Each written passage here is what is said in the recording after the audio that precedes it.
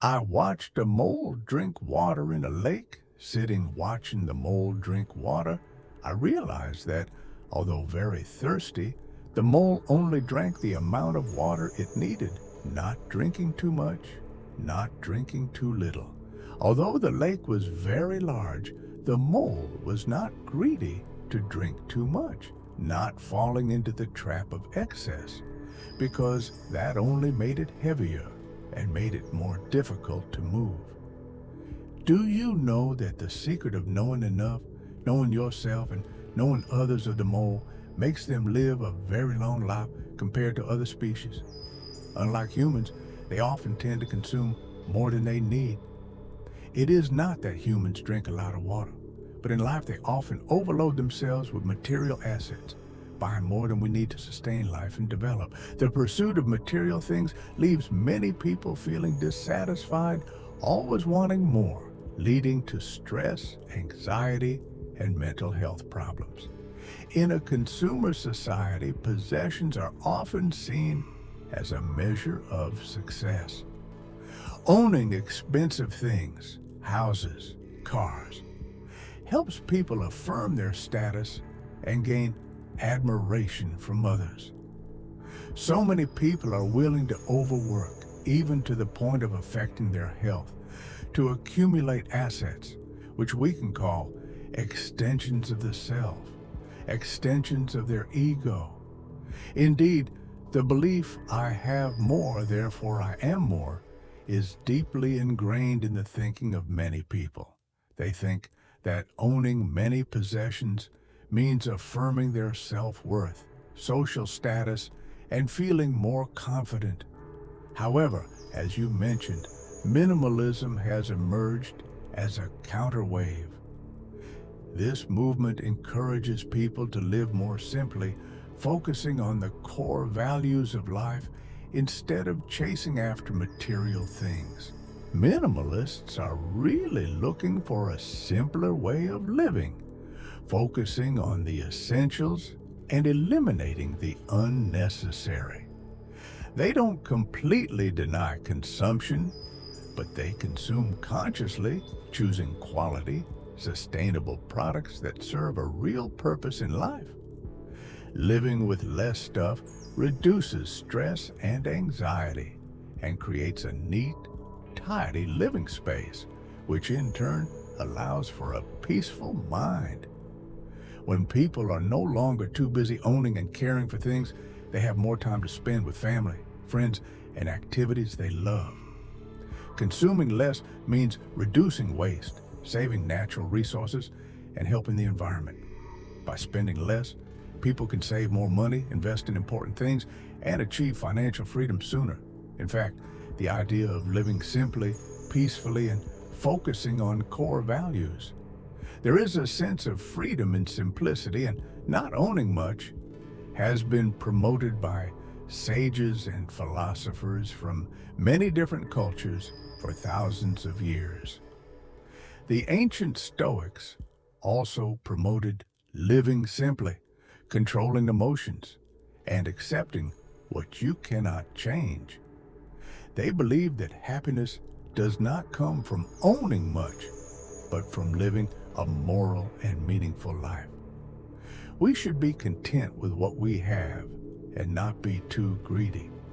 When we eliminate unnecessary things, we also eliminate worries, and dependence on material things. This gives us more time and energy to focus on what really matters.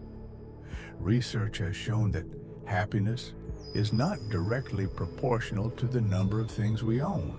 Instead, happiness comes from social relationships, experiences, and personal growth. Minimalists are really looking for a simpler way of living, focusing on the essentials and eliminating the unnecessary.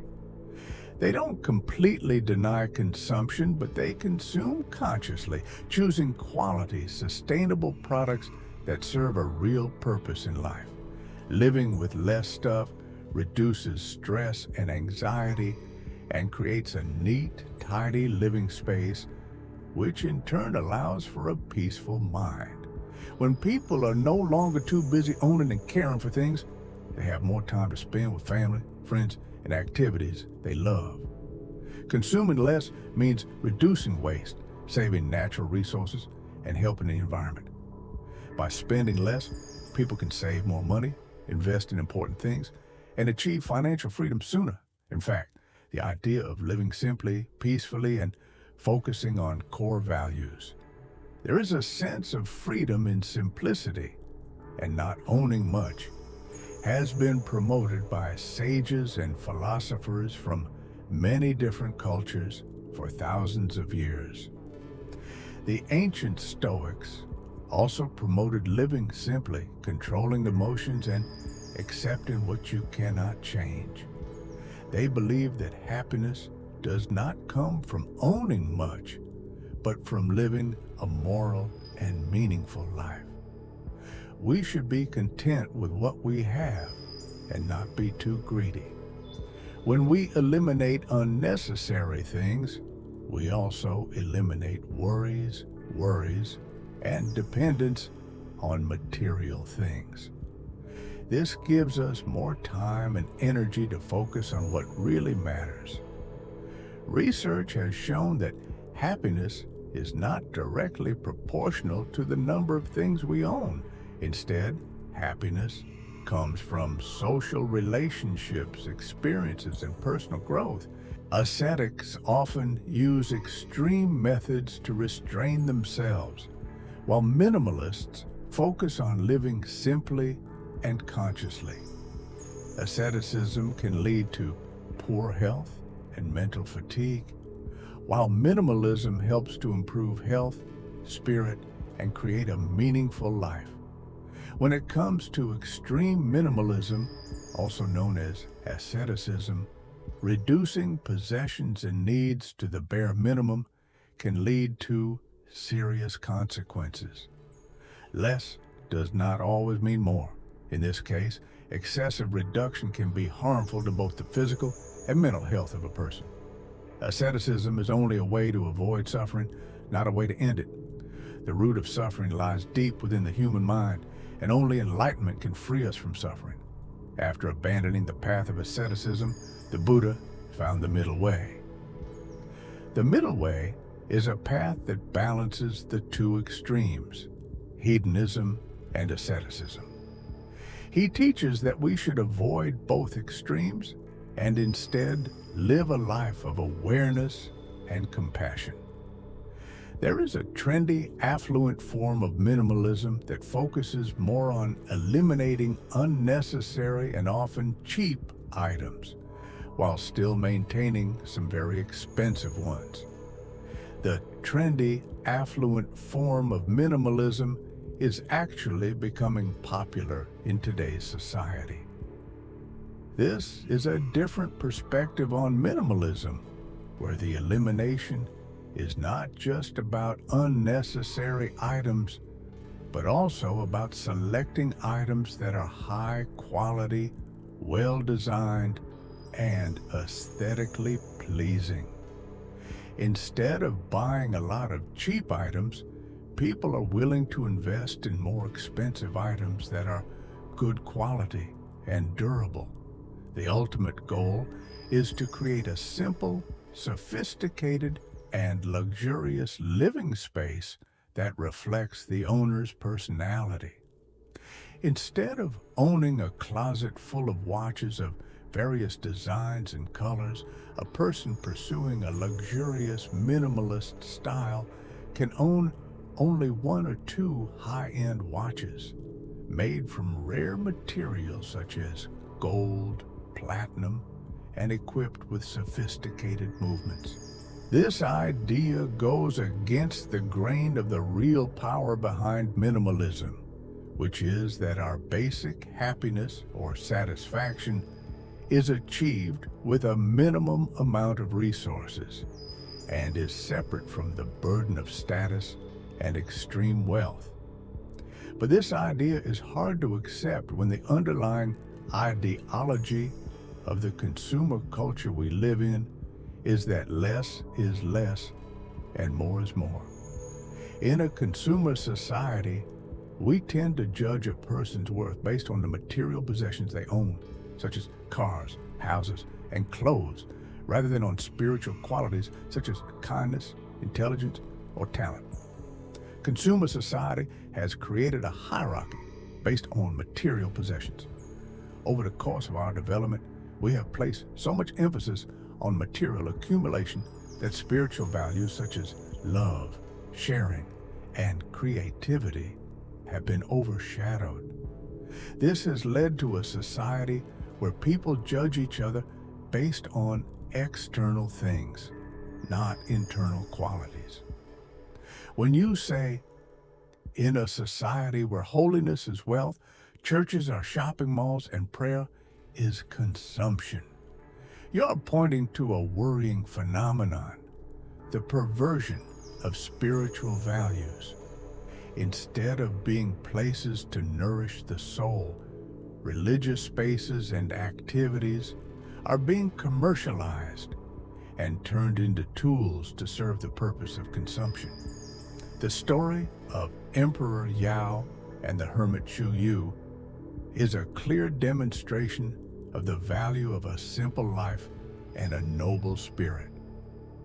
Emperor Yao's willingness to abdicate his throne to a hermit shows that he understood that happiness and satisfaction do not come from power and material things, but from peace of mind. This story also suggests a connection between the ruler and the people. A good ruler is one who listens to the voice of the people and is willing to give up power for the common good. However, Shu Yu, who lived a solitary and quiet life by the river, refused, telling the emperor that he did not need everything under the sky, and told him, when the tailor bird builds its nest in the deep forest, it only uses a branch. The saying, when the tailor bird builds its nest in the deep forest, it only uses a branch, is a great testament to Shu Yu's simple and carefree outlook on life. By living a simple life, the tailor bird is not bound by desires and ambitions. It is free to enjoy its life. Yes, the story of Shu Yu is a typical example of choosing spiritual values over power and material things. Shu Yu's refusal to become emperor raises a big question. Why did he choose a simple life, one that could even be considered poor, instead of a full, prosperous life? Shu, you may have felt that being king would bind him to the responsibilities and concerns of a nation. He wanted the freedom to live the way he wanted, without being bound by any rules or responsibilities. Shu, you may have realized that power can lead to corruption, conflict, and suffering. He did not want to be part of that cycle. Shu, you may have realized that happiness does not come from owning much, but from being content with what you have. He found joy in the simplicity of life. Lao Tzu recognized the direct relationship between owning many possessions and the risk of loss. The more possessions one has, the more things one has to worry about, from keeping them safe to preventing theft. When a person possesses a lot of wealth, they become the target of jealousy and greed from others. This can lead to tense, even dangerous relationships. That is why we see that outwardly wealthy people often live in fear, hiding behind walls in gated communities. The more possessions they have, the more they fear losing them. Fears of theft, fraud, or loss of value are constant fears that haunt wealthy people.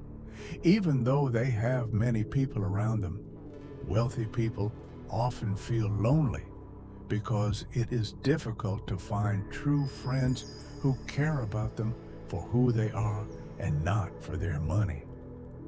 Rich people often face the pressure of maintaining an image of wealth and success. This creates a great psychological burden. On the other hand, by not owning much, we save a lot of time and energy. We do not have to take care of our expensive things, and they do not distract us. And we can still find joy in the world because we do not have to own what we like. Why do we need a 1,000 square foot garden if we can walk in the woods? Why do we need a 6-bedroom mansion if we can live in a cheap, tiny house and enjoy the outside world for free? In modern society, we are often caught up in the cycle of consumption. Advertising, media, and the people around us constantly influence us to believe that we need to own more things to be happy. We often compare ourselves to others, especially those who are rich and successful. This makes us feel that we need to have similar things to be recognized and respected. Society sets certain expectations for lifestyles, such as having a big house, an expensive car, etc. This makes us feel that we need to meet those expectations to be accepted. This is probably what American transcendentalist philosopher Henry David Thoreau thought when he decided to live in a cabin in the woods near Walden Pond. Thoreau chose to live simply because he believed that a simple life helps the soul grow. A minimalist life brings peace. When the cost of living is low, we don't need to work as much and can spend more time enjoying the world around us and feeling happy. Is freedom the most important thing? So, what do we really need? A minimalist seeks a balance between austerity and overconsumption. Throughout history, many philosophers have chosen a minimalist lifestyle in their own way. For example, Diogenes the Cynic lived in a barrel without any possessions. There is a story that Diogenes once had a cup of water, but he threw it away after seeing a child drinking water from his hand. He said, "A child has lived more simply than I." Diogenes was shameless and did not care about the opinions of others. His disregard for other people's possessions and thoughts made him invulnerable. No one could harm him. But for those who don't want to live in a box on the street and want to live a more integrated life without being alienated, there is a more practical minimalist approach from the philosopher Epicurus. Epicurus created a hierarchy of needs, which helps us know which desires to pursue and which desires to avoid. We should focus on natural and necessary desires like food, shelter, and relationships. These desires are easily attainable and limited, meaning they can satisfy us.